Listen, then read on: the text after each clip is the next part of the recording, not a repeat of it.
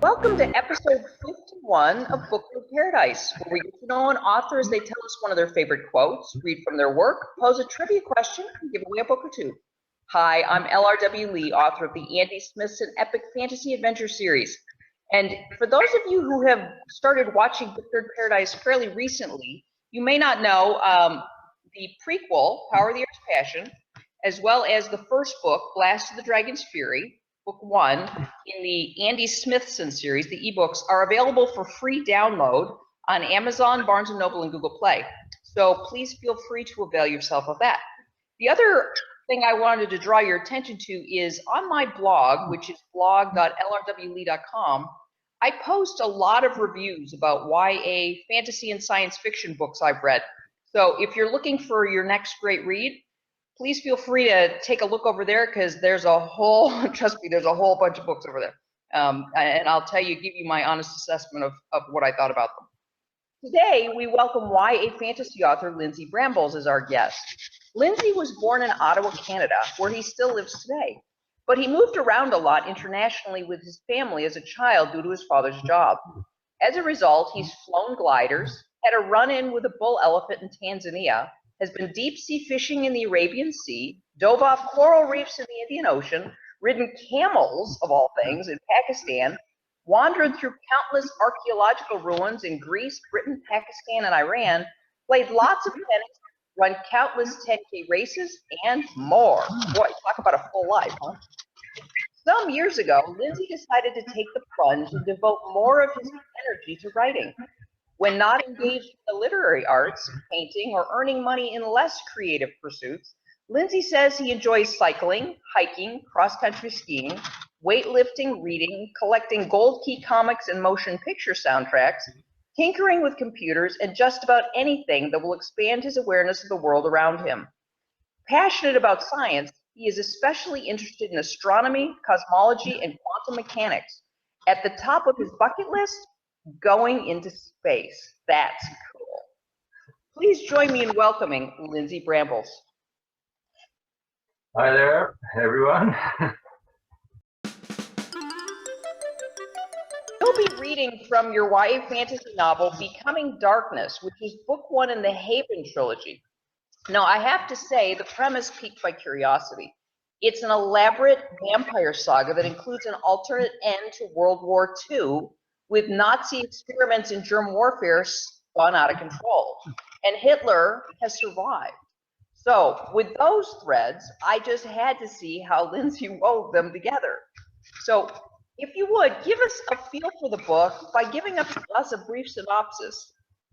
Like everyone else living in Haven, 17-year-old Sophie Harkness is an immune in a world ruled by vampires. She is a carrier of the genetic mutation that protects her from the virus Hitler unleashed upon the world more than a half century ago. That virus wiped out most of humanity and turned 200 million people into vampires. After her best friend is brutally murdered and several attempts are made on her own life, Sophie becomes determined to find answers to what seems to be a conspiracy running generations deep. When she questions the peace treaty that keeps her small community protected, Sophie begins to discover terrible truths about herself and what it means to be human in a world ruled by darkness. Okay, that does sound very, very interesting. So this is going to be, I will be anxiously awaiting what you read to us. This will be good. Do you have a favorite quote that you've picked out? If you would, share that with us and tell us why it's a favorite. A lot of young writers, they think that when you've written the first draft of a book, that's pretty much it. You just sort of, then it's send it off to a publisher or an agent or self-publish it. But really, there's a lot of work that comes after that. Probably more work after that than at the actual writing of the first draft. So this is by C.J. Sherry, and she says, it's perfectly okay to write garbage as long as you edit brilliantly. And I mean, you really do have to do a lot of rewriting. I mean, my style of writing is that what I write one day, the very next day, I'll go over that before I write anything else. And I I'm always editing even as I go along. And then, of course, once I finish the book, it's revision, until I mean, I tinker it to a certain point, but I think at some point you have to let go. I mean, if you keep on, because you'll always find a different way of saying the same thing.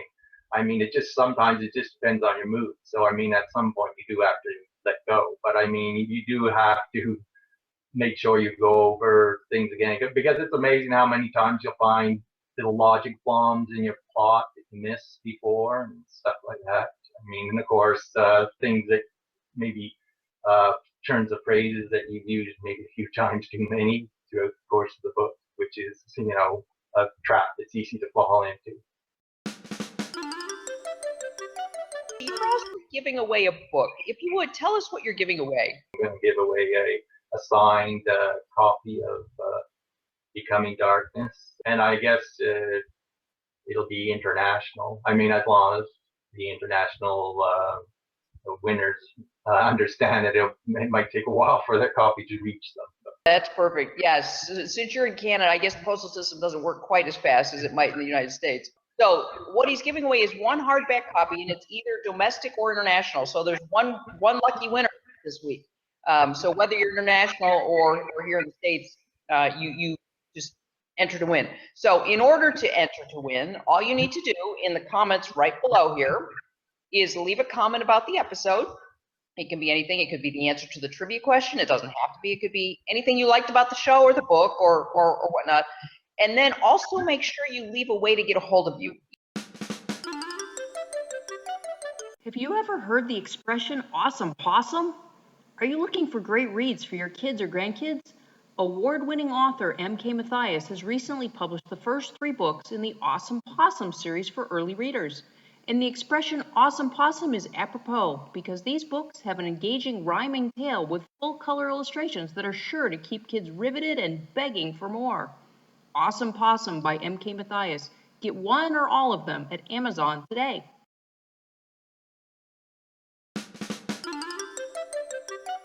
Lindsay, you'll be reading from your YA fantasy novel, as we said, Becoming Darkness, which is book 1 in the Haven trilogy.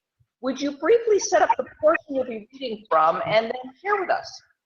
This is about almost exactly halfway through the book. By this point, the main character, Sophie Harkness, has got very involved in several levels of conspiracy.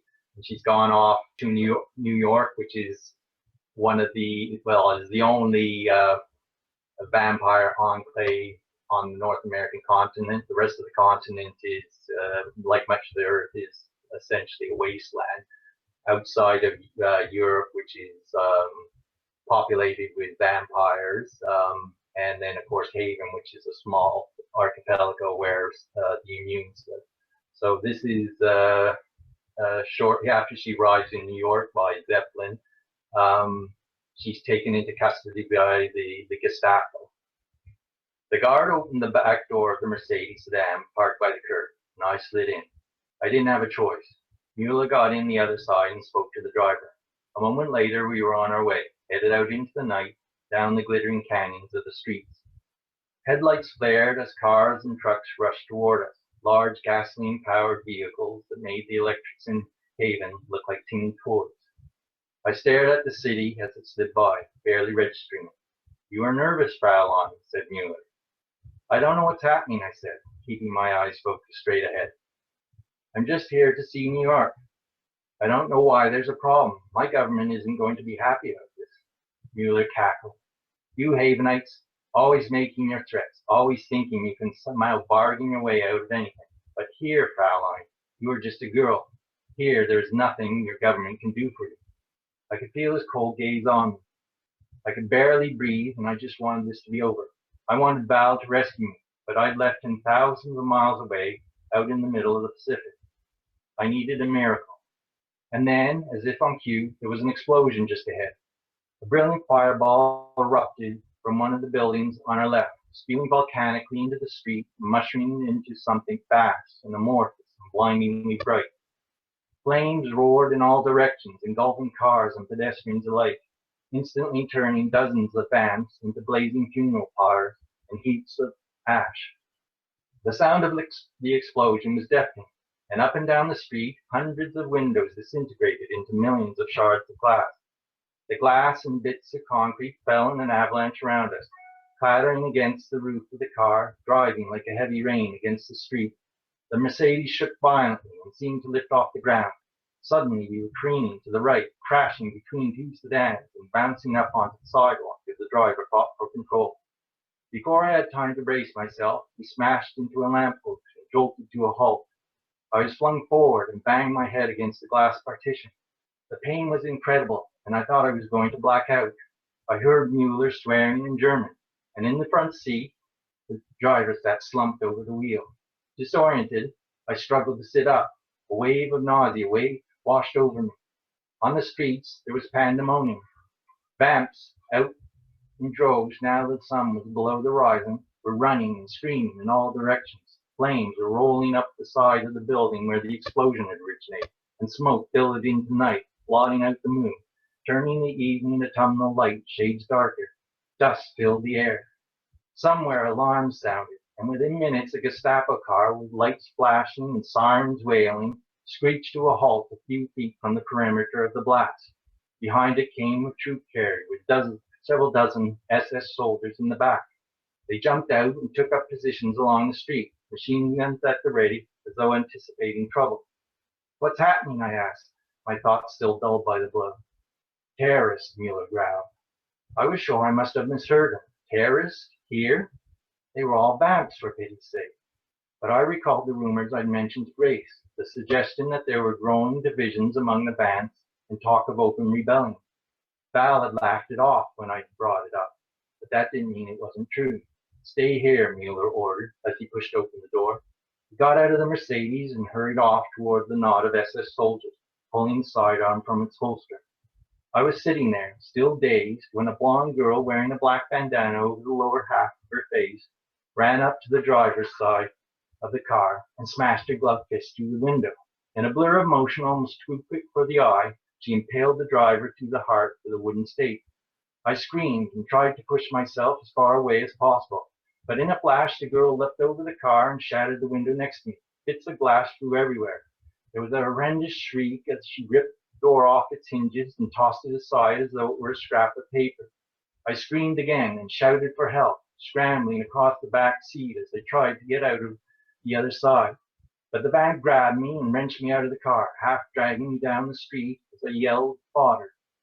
I must have had a good 20 pounds on her and was nearly a head taller, but she was more than a match for me. As I called for help again, she turned on me, her hand nearly crushing my arm, and said, "Shut up, you silly twit. If you've got even an ounce of sense in that pathetic little brain of yours, you'll let me rescue you." Wow, I wasn't expecting that, but okay, this is good. Our guest author last week, YA fantasy author Cheryl Carpinello, posed a trivia question. My trivia question was is actually a riddle, the riddle of the Sphinx. What creature walks on 4 legs in the morning, 2 legs in the afternoon, and 3 legs in the evening? And the answer is man. Lindsay, you have a trivia question for our listeners. What is it? In light of the recent passing of Harper Lee, I thought I'd pick something from To Kill a Mockingbird. So what was the costume that Scout wore to the Halloween pageant?